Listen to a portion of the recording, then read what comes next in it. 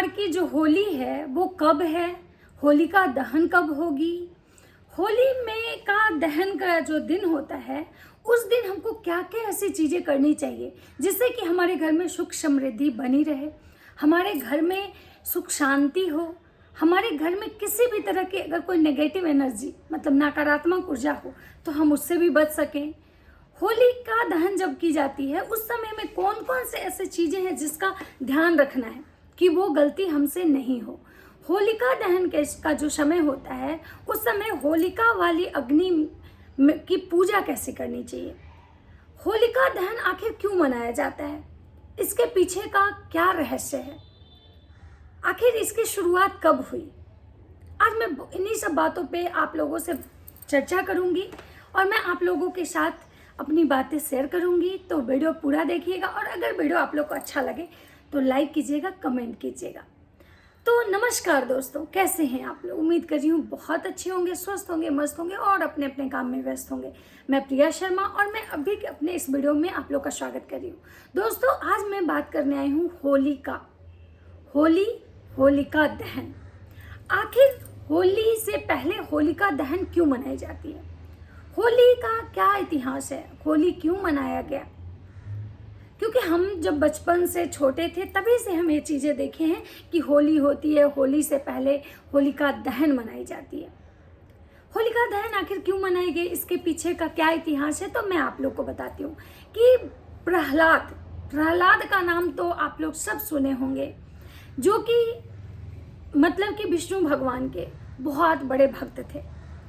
लेकिन उनके पिता जो हिरण्यकश्यप थे वो नहीं चाहते थे कि उनका जो बेटा है वो भगवान का गुणगान करे, क्योंकि वो एक राक्षस थे और राक्षस कुल में अगर कोई बच्चा पैदा लेके और अगर वो अपने कुल के विपरीत काम करे तो शायद किसी भी माता पिता को अच्छा नहीं लगेगा। और यही कारण था क्योंकि उनके पिता हिरण्यकश्यप का ये कहना था कि तुम मेरा नाम जप करो, हम भगवान से बहुत बड़े हैं, भगवान मेरे आगे कुछ नहीं है। लेकिन भक्त प्रहलाद का ये कहना था कि नहीं, हम अगर मतलब कुछ भी कर ले कोई, हम नाम जप करेंगे तो भगवान का ही। और वो भगवान को के भरोसे थे, भगवान को खुद को समर्पित कर चुके थे। इसके लिए उनके पिता हिरण्यकश्यप ने बहुत सारी ऐसी चीजें की उनको मारने के लिए, मतलब बहुत तरीके का मतलब क्या बोल सकते हैं कि चीजें अपनाई। कभी उनको पहाड़ से धक्का दिया, कभी उनको बहते जल में फिकवा दिया। लेकिन भगवान की महिमा से, भगवान की कृपा इतनी थी भक्त प्रहलाद पे कि उनका बाल भी बांका नहीं हुआ। इन सब चीज़ों को करते हुए हिरण्यकश्यप थक चुके थे, हारने लगे थे। तभी उनके दिमाग में एक बात आई कि उनकी बहन जो होलिका, जिसको कि ब्रह्मा से ये वरदान मिला था कि तुम्हारा अग्नि कुछ नहीं बिगाड़ेगा, ब्रह्मा ने उनके तपस्या से खुश होकर उनको एक ऐसी चीजें गिफ्ट की थी जिसको अगर आप अपने ऊपर रख लेते हैं और अग्नि में भी आप जाते हैं तो आप नहीं जलेंगे। और यही चीज मतलब कि हिरण्यकश्यप को लगा कि भाई अब यही एक चीज है जिससे कि मैं प्रहलाद को मार सकता हूँ।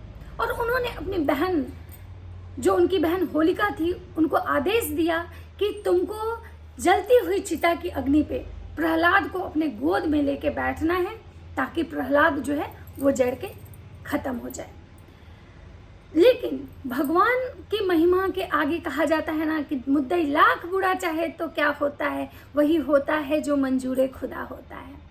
जिसके ऊपर खुद भगवान का हाथ हो उसका कोई क्या ही बाल बांका कर सकता है। और जैसा कि भाई का आदेश को मानते हुए जो होलिका थी जलती हुई चिता पे अपने भतीजे प्रहलाद को गोद में लेके बैठती है। लेकिन प्रभु की कृपा से वो जो चादर होता है ना, वो होलिका के ऊपर से उड़ के वो प्रहलाद में जाके लिपट जाता है और होलिका उसी दिन वहीं पे जल के भस्म हो जाती है और प्रहलाद का बाल भी बांका नहीं होता है। और उसी दिन से होलिका दहन मनाई जाती है। होलिका दहन मनाने का मेन जो उद्देश्य है वो ये है कि उस दिन बुराई पे अच्छाई की जीत हुई। इसलिए भी होलिका मनाई जाती, होलिका दहन मनाई जाती है कि बुराई उस दिन जल के जो नष्ट हो गया और अच्छाई जो थी वो बच गई। इसलिए भी होलिका दहन मनाई जाती है। अब बात करते हैं कि होलिका दहन जब की जाती है तो उसमें कौन कौन सी ऐसी चीज़ें हैं जो आपको डालना चाहिए, मतलब पूजा करना चाहिए। सबसे पहले तो जहाँ भी होलिका के लिए जो जगह होती है वहाँ पे बहुत सारी सूखी लकड़ियाँ, कंडे जो गोबर के उपले से बने होते हैं वो चीज़ें रखी जाती हैं। बहुत मतलब कि होलाष्टक स्टार्ट होने से पहले एक मतलब चिता सजाया जाता है, जिसको कि जलाने से पहले जितने भी लोग वहाँ जाते हैं ना उसका 7 फेरा लगाते हैं और उसमें कलावा लेके मतलब ये करते हैं। उसके बाद हर कोई अपने घर की सुख समृद्धि के लिए वो उसमें नारियल अर्पित करता है कि नारियल अर्पित करने से आपके घर की सुख समृद्धि जो हमेशा बरकरार रहेगी। उसमें लोग काला तिल डालते हैं। काला तिल इसलिए डालते हैं क्योंकि उनके घर में अगर किसी भी तरह की कोई नेगेटिव एनर्जी होगी तो वो जल के उसमें खाक हो जाएगी। उसके बाद लोग उसमें डालते हैं रोली मतलब कपूर। उसके बाद धूप दीप करते हैं, फूल चढ़ाते हैं, अच्छे से मतलब कि क्या बोलते हैं होलिका की पूजा करते हैं और उसके बाद उसमें अग्नि प्रज्वलित की जाती है। ऐसा मानना है कि अगर आप होलिका जब दहन हो रही है तो उसमें आप चने का जो झाड़ होता है वो गेहूं की बालियां या नीम के पत्ते अगर पका के आप उसको खाते हैं तो आपको किसी भी तरह की कोई भी जो मतलब कि ये जो सीजनल बीमारी जो होती है, जो अचानक से मौसम बदलने के बाद जो बहुत तरह के लोगों को परेशानी होती है वो नहीं होता है।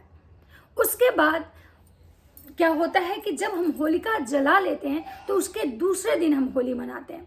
लेकिन अभी बहुत सारी ऐसी बातें हैं जो मैं आपको और बताती हूँ कि होलिका दहन में क्या ऐसी चीज़ें हैं जो उसके होलिका दहन के बाद भी आपको पूरे जीवन धनवान बना के रख सकता है। अगर आप चाहते हैं कि भाई आपके घर में सुख समृद्धि सालों बरकरार रहे तो आपको बहुत सारी कुछ ऐसी चीज़ें हैं जो आपको करना है। सबसे पहला काम कि जब होलिका दहन होता है तो होलिका जब जल जाती है तो उसके दूसरे दिन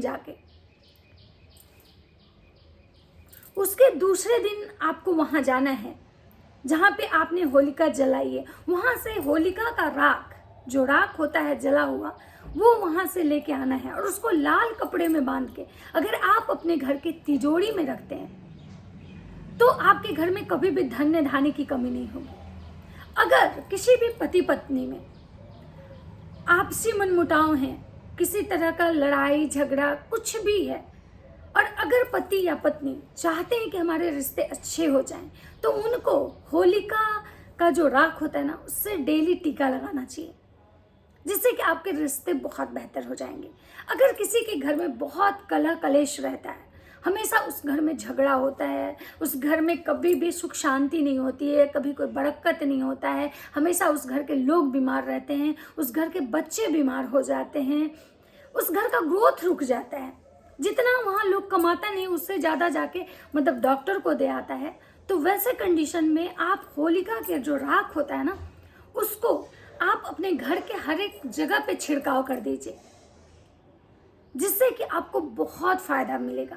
आप कुछ ही दिनों के बाद अगर देखेंगे तो ये चीज़ें लगेगा कि नहीं ये सही में मेरे घर में ना शांति आने लगी, मेरे घर का ग्रोथ जो रुका हुआ था वो सही होने लगा, मेरे घर में जो बीमारी थी वो दूर होने लगी। और ये उपाय मतलब आपको कुछ हफ्ता में 1 दिन जरूर करना है। जब आप उस राख को रखते हैं तो उससे ना हफ्ता में 1 दिन आप घर का साफ सफाई करने के बाद घर के हर कोने कोने में उसका छिड़काव कीजिए, जिसको 4 से 5 मतलब ऐसा करने से ना धीरे धीरे आप खुद के घर में बहुत सारे मतलब बदलाव देखने शुरू हो जाएंगे आपको।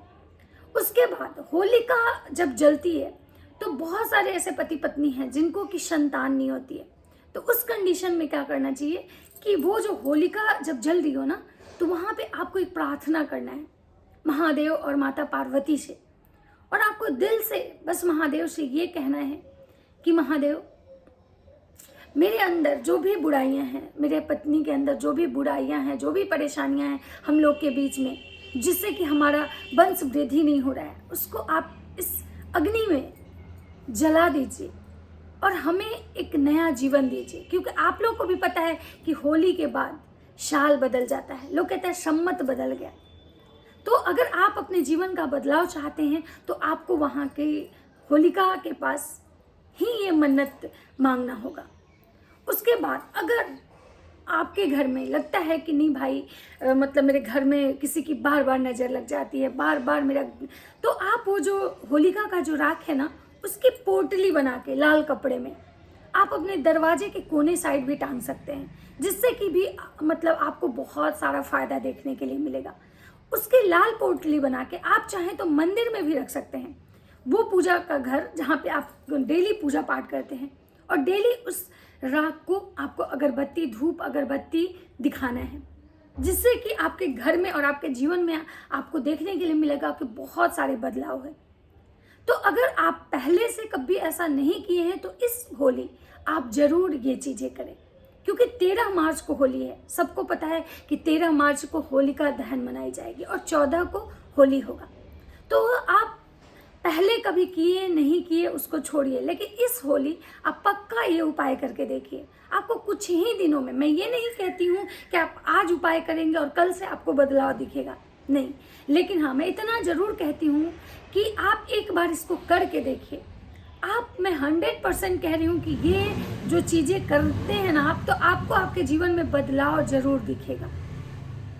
तो इस होली आप बिल्कुल ना चूकें और ये उपाय अपने जीवन में बदलाव लाने के लिए एक बार ज़रूर करें। तो चलिए, जो भी मेरे पास ये था मैंने आप लोगों के साथ शेयर किया। अगर आप लोगों को मेरा वीडियो अच्छा लगे तो लाइक कीजिएगा, कमेंट कीजिएगा, और चैनल पे नए हैं तो सब्सक्राइब जरूर कर दीजिएगा। मिलेंगे इसी तरह के नेक्स्ट कुछ ऐसी बातों के साथ जो कि आप लोगों को जानना बहुत ज़रूरी है। तो चलिए मिलते हैं नेक्स्ट वीडियो में। राधे राधे।